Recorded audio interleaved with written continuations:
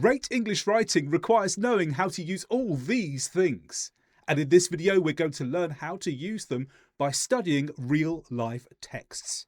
But some features have to be learnt first, such as what is your text type that you're writing? This will affect the grammar that you use. Are you writing an essay or a report? Or are you writing a news article? A narrative, such as a novel, or a letter or an email?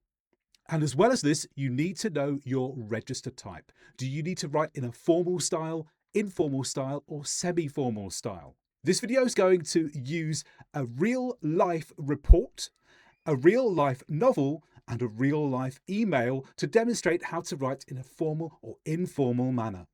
For formal writing, we're going to look at a business report by one of the largest banks in the world, HSBC. And for informal writing, we're going to look at a novel. The first feature we're going to consider is lexical density. This is all about what types of words are most frequent in different types of texts. Knowing this will help you decide how to write your text. Do you need your text to be noun heavy or verb heavy? First, let's look at this business report by HSBC.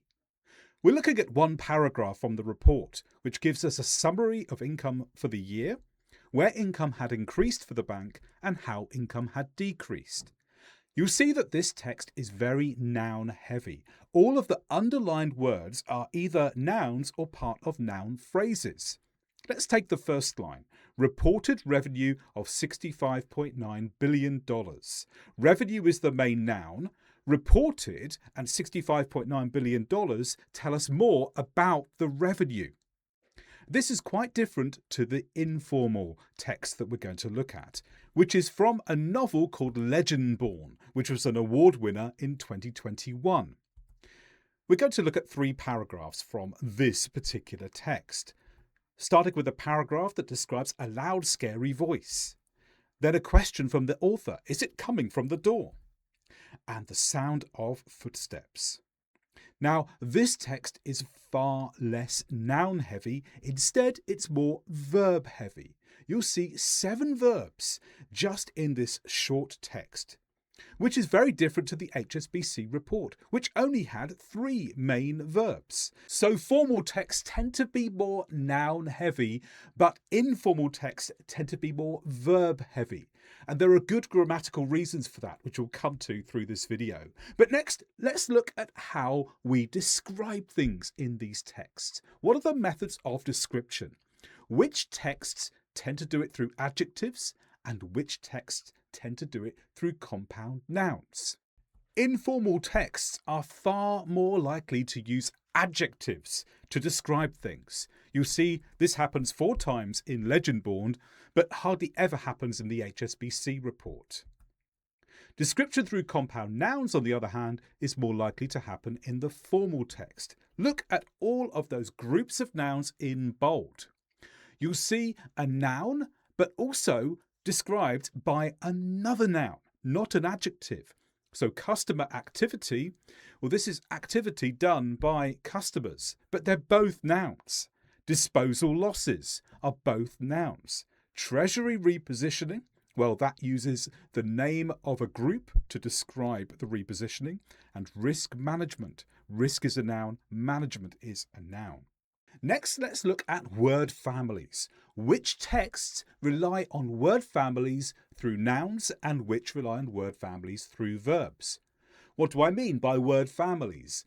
This is when a text uses similar words that are connected in some way. It's a way of avoiding repetition of the same words over and over again. Let's have a look. Let's start with the noun families. And again, this is much more likely to be with the formal texts. Start with the word stable in the HSBC report. Stable is referring to how much something goes up and down. The word families here involve using the words growth and losses. They both have a connected meaning to stable. Growth and losses together create something stable. They don't have exactly the same meaning, but they're all linked together. With verb families, again, we're looking at the informal text. Starting with the word boom. We both jump when a voice booms. Now, booms is a verb we can use for a very loud noise. And we see other verbs throughout the text which have a similar meaning. Echoing is when you make a sound and you hear it repeating because it bounces off a wall. Singing and slams. Slams is a very loud noise that's made through a hard material hitting another. Now, echoing and singing here are actually present participles, and we'll look at those in more detail later. But you can see here that the activity words, which is normally words that come from verbs, have this connection together. They're not the same words. To avoid repetition of the same words, the author has used a range of different action words, which all are connected in the same family. We also need to consider how personal our language is. Do we have high use of personal language or low use of personal language? There's far more personal language in the informal text here. We, nix, sell, these are words that refer directly to people. But for impersonal language, we're more likely to be writing a formal text. Notice here that the subjects of the sentence and the names are third person. They don't refer to someone directly. Now, I said we would look at grammatical reasons for why we use nouns more in formal text and verbs more in informal text. And it's something to do with the clause length. One of these has longer clause length and the other has shorter or more varied clause length. Shorter clauses are more likely to be found in the informal text. Look at the colours on the text underneath legend born. Each of the colour changes represents a change in the clause. We both jump when a voice booms, the shout echoing outside the room and down what sounds like a long hallway. Here we're actually using a combination of clauses and participle phrases, but each different coloured section has its own individual action contained with it. So you can see numerous changes in the clauses or the focus of the sentence into different actions. And that's quite different to the longer clauses in the formal text. Here, there's only 3 obvious changes in direction in the clauses. They're all contained in these sentences and they end up being much, much longer than the informal texts. They're longer primarily because they're far more packed with noun phrases, where you have a noun and then information is attached to that noun. Now, there are some methods for complexifying your language in writing which apply to one or both of these types of text. Starting with relative clauses. Look at the end of the HSBC report. In addition, reported revenue in 2023 included disposal losses of $1 billion related to treasury repositioning and risk management. And the words in red represent a relative clause. If you study it more carefully, you'll see that the words in red here contain the main noun, disposal losses of 1 billion, the main noun being losses. Disposal tells us what types of losses, and 1 billion specifies what the loss was. But then we have this relative clause related to treasury repositioning and risk management. Now, in reality, this is a reduced relative clause because we're missing out some key words here, which are, we could have said disposal losses of 1 billion, which are related to treasury repositioning and risk management. But the rules of relative clauses allow us to omit these words when it's actually a reduced passive phrase here. And we'll look at these reduced passives later in the video again. So the grammar here is we have the relative pronoun which, then we have the verb phrase are related to, and then we have the object, treasury repositioning and risk management. So why do we use this relative clause? It's another way of attaching longer information to the main noun. If we want to describe the main noun losses with an entire clause, then we can use a relative clause to do that. We can also complexify by using participle phrases. Now, participle phrases appear in both texts, but particularly in Legend Born. We both jump when a voice booms, the shout echoing outside the room. Nick's attention flies to the door, tension singing through his frame. Let's look at that first example then, where we have the main clause, we both jump when a voice booms, and then the participle clause, the shout echoing outside the room. So why do we use the shout echoing? What this really means is this loud voice echoed. We could have had two separate clauses here. We both jump when a voice booms. This loud voice echoed outside the room. What's the problem with that? Well, nothing, unless you want to create a more joined up piece of text. The effect of using a participle phrase here enables better grammatical synergy, that means connections, between two connected events. So two connected events occur, jump, a shout echoing. The author wants us to see this as all being one experience together, two actions which feel like one experience. So by using the participle phrase, not another clause, not another sentence, we increase that sense that these things are very closely connected. Another feature of both of these texts is passives turned into participles. Have a look at the first example at the top here. Reported revenue. The word reported comes from the verb to report. And really this is short for revenue which was reported. Let's look at another example from the novel to help us understand what's happening a bit more. Hurried footsteps and another calmer voice intercepts the first. Hurried footsteps simply means footsteps that were hurried. But we've used what I call a reduced passive form here, where we have deleted the relative pronoun and we've deleted the verb to be, and then we've moved the participle to the beginning and made it hurried footsteps. This allows, firstly, economy of words. We use fewer words to achieve this. Secondly, probably more important, it allows a focus on the activity. Here the author doesn't just want us to focus on the fact that there were footsteps, but the author wants us to think about the fact that they were hurried. The author gets that word hurried in before everything else, and that creates the feeling that goes on for the rest of the clause.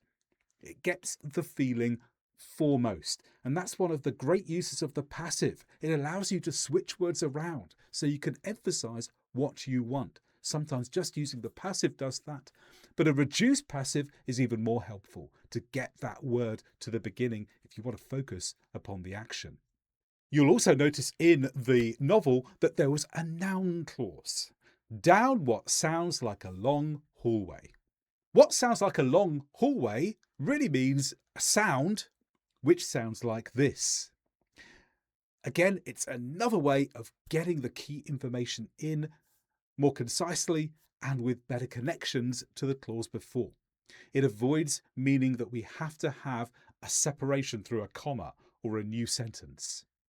Now, so far we've spent a long time looking at the rules concerning words and shorter phrases and clauses. But texts, of course, are longer pieces that have different paragraphs. So we're going to spend some time looking at some rules to do with those paragraphs. When do you have strict paragraph rules to follow, and when do you have no paragraph rules to follow at all? If you're writing a formal text, you're going to be a lot stricter with your paragraph patterns. In the HSBC report, we have this very broad pattern.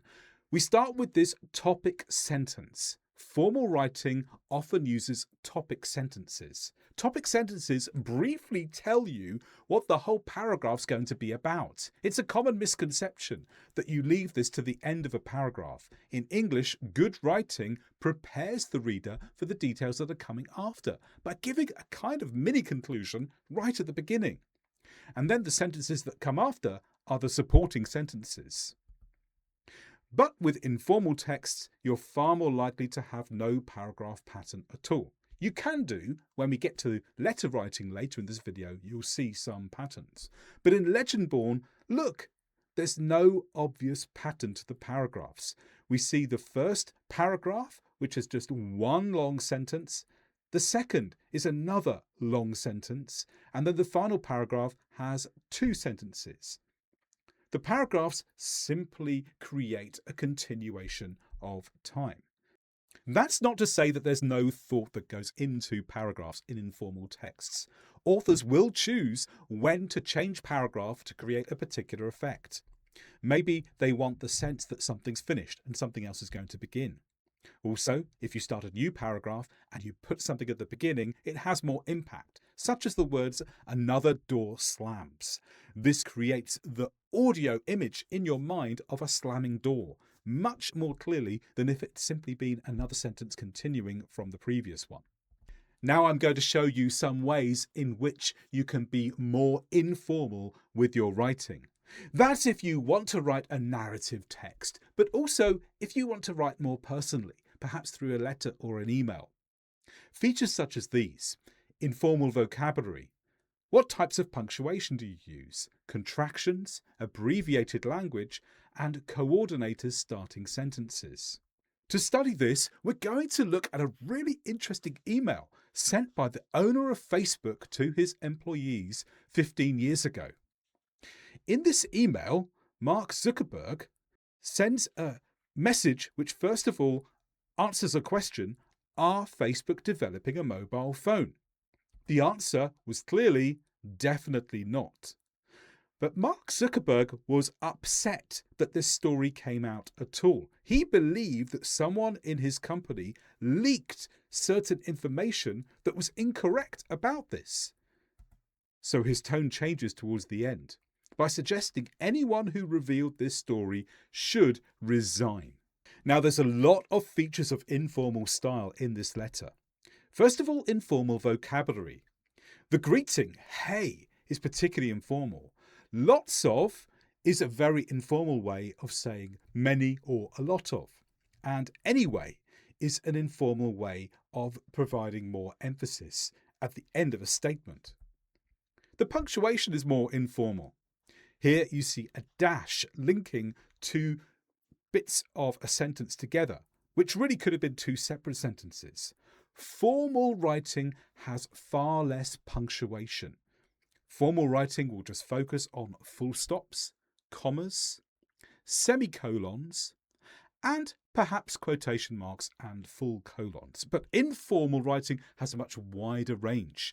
It will include these dashes to link texts, question marks, exclamation marks. Informal texts also have more contractions. We're is short for we are, it's for it is, don't for do not. These type of apostrophes will only be used in formal writing, generally to indicate possession. But in informal writing, they're used a lot more to indicate contractions. Informal writing will tend to include more abbreviated language, such as in this letter, Q&A, which really means questions and answers. And notice that we have coordinators starting sentences, such as the word so, beginning a whole paragraph. Coordinated conjunctions can start sentences in informal writing, but they do not start sentences for formal writing. And that brings us to the topic of linking words. You can have formal linking or informal linking. And we saw the example in the previous slide, so being an informal linking word if it's used at the beginning of a sentence. It's not informal in the middle of a sentence. The formal linking word that we saw in the HSBC report, or the phrase, was in addition, which is much more formal. Now, a proper study of linking words requires a much longer video, so if you want a longer study on that, I recommend that you go to my Perfect English Grammar course, which has actually got 40 hours of my teaching on it. For more details, click the link in the video description below me now. So far, we've looked at words, phrases, clauses, and paragraphs, but now we're going to go even further. we're going to look at longer pieces of text. And to make longer pieces of text work, you need to think about logical paragraph progression. All texts will have this, regardless of whether they're formal or informal. Let's take the HSBC report first. Here I've shown you a little bit more of the report. Here's the same paragraph that we've been studying so far that covers general gains and losses. That moves into detailed reasons for losses and detailed reasons for gains. It kind of creates this pattern where we have the first paragraph that introduces the whole area and then 2 paragraphs after that go into more detail on that same area. We also have links between paragraphs here. In the second paragraph, we finish with the reduction, included the effect of the disposal of our banking business in Canada. Then the third paragraph begins with these reductions.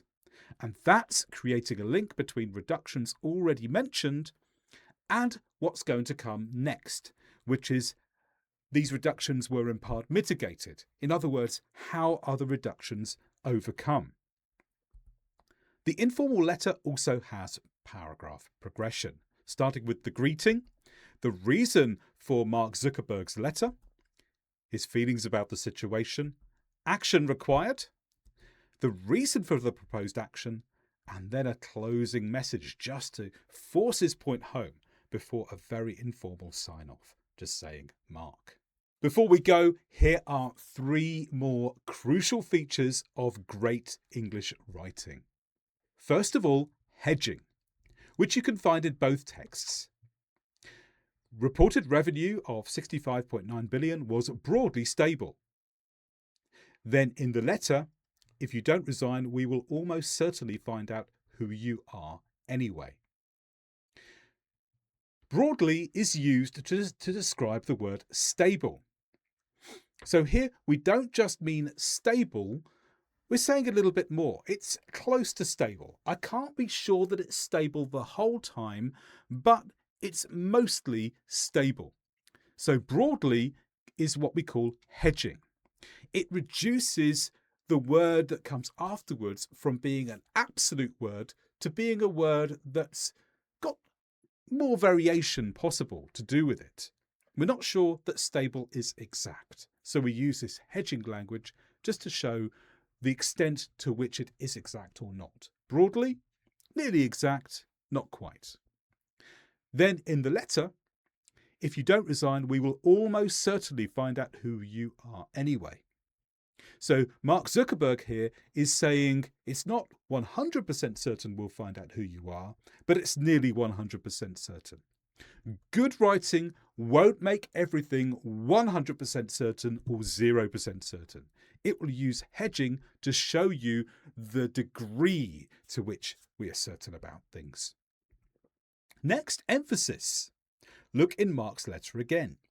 We're not building a phone, and I spoke at length at the Q&A on Friday about what we're actually doing. Now, Mark could have simply said we're doing, but actually provides more emphasis on what they're doing. Look at what the truth is. And to point a finger at the truth, the word actually emphasizes it more. So good writing will use emphasis. There are informal ways of emphasizing and there are formal ways of emphasizing, but good writing will consider when to use it, if you should. And then collocation. Collocation is groups of words that commonly go together. For example, in the HSBC report, there was growth in revenue from higher customer activity. Not person activity, customer activity, because that's the word that you should use to go with activity to make a collocation together. And then risk management, not difficulty management. Risk management is the common collocation when you are trying to manage a situation that has some potential downfalls or risks attached. In the letter, internal information. That regards to information that is supposed to be kept between employees. But Mark didn't say leak employee information. He said internal information because that's the collocation that we use to describe information that should stay within a company and not get out.